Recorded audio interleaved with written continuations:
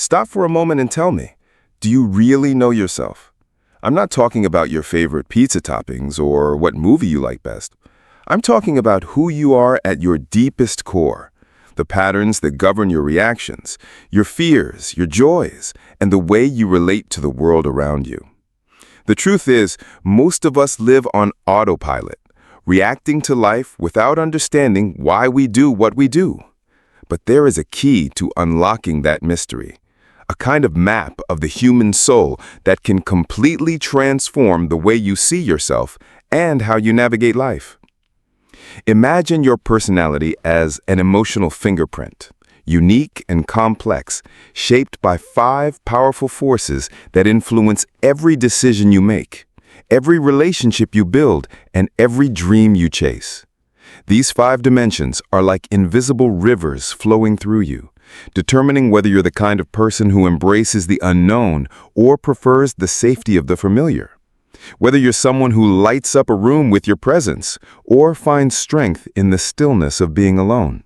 If you're the kind of person who questions everything, who finds beauty in philosophy, the struggles of the human mind, and the truths no one dares to say, then this channel is for you. So hit that subscribe button, or at the very least, give this video a like. The first of these forces determines whether you're the type of person who sees a closed door and imagines entire worlds behind it, or if you prefer the certainty of what you already know. It's called openness to experience, that deep curiosity some people carry like a fire inside.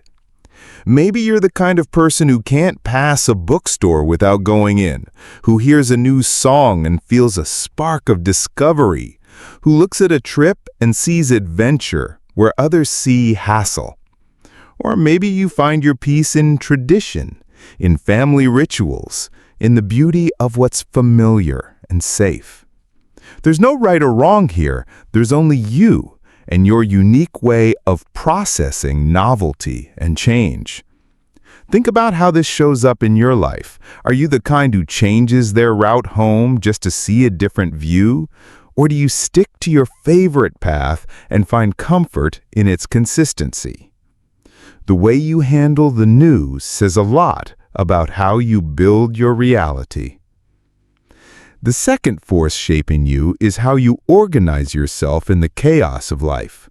It's called conscientiousness, the ability to turn intentions into actions, dreams into tangible reality. Maybe you're the kind who makes lists and feels a nearly physical satisfaction checking off each item, who plans weeks in advance and sleeps peacefully, knowing everything is under control. Or maybe you're more like a leaf in the wind, following your impulses, finding beauty in spontaneity, creating order in your own way, even if that way looks chaotic to others.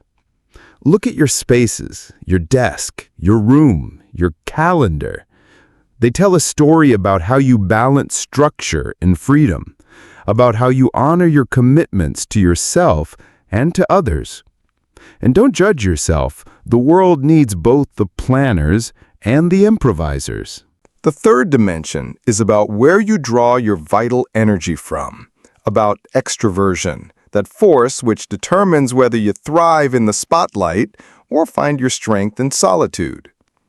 Maybe you're the kind of person who walks into a party and instantly feels at home, who processes ideas by speaking them aloud, who feeds off the energy of the people around you.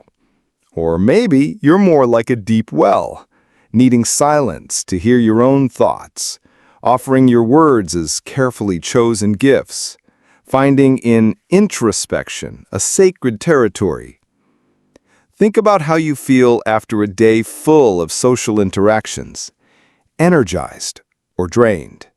Your answer says a lot about how you process the world and where you find your emotional fuel. The fourth force that shapes you is about how you connect with other human beings, agreeableness, that capacity to build bridges instead of walls. Maybe you're someone who always assumes good intent, who offers help before it's even asked for, who sees in every person a story waiting to be discovered. You feel physical pain when you see someone suffering, and your first instinct is always, how can I help? Or maybe you're more cautious with your trust, more protective of your emotional resources. Someone who prefers to be respected rather than loved by everyone. Notice how you react when someone cuts you off in traffic, or when a stranger needs help. These micro-reactions reveal so much about how you balance self-preservation and compassion.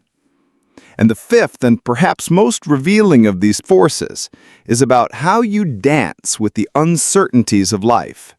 It's called neuroticism, that emotional sensitivity that can be both your greatest vulnerability and your greatest strength.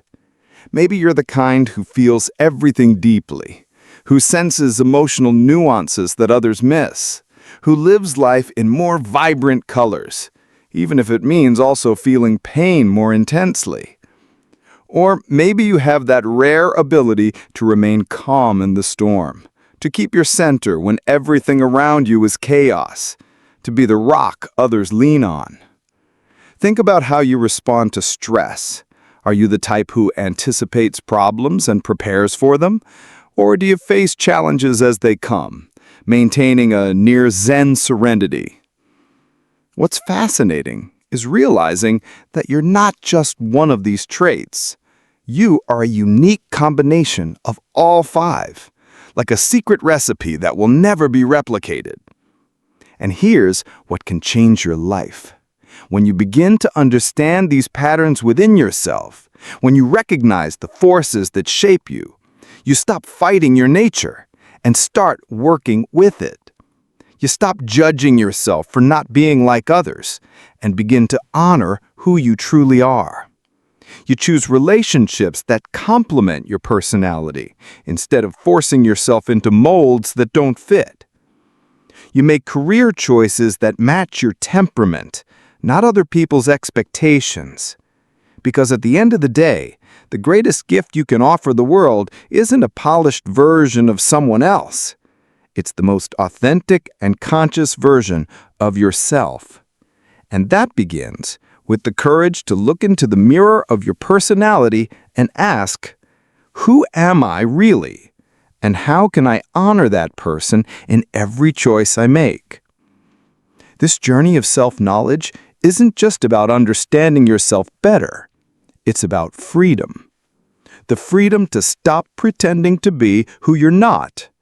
And finally, bloom exactly as you are meant to be.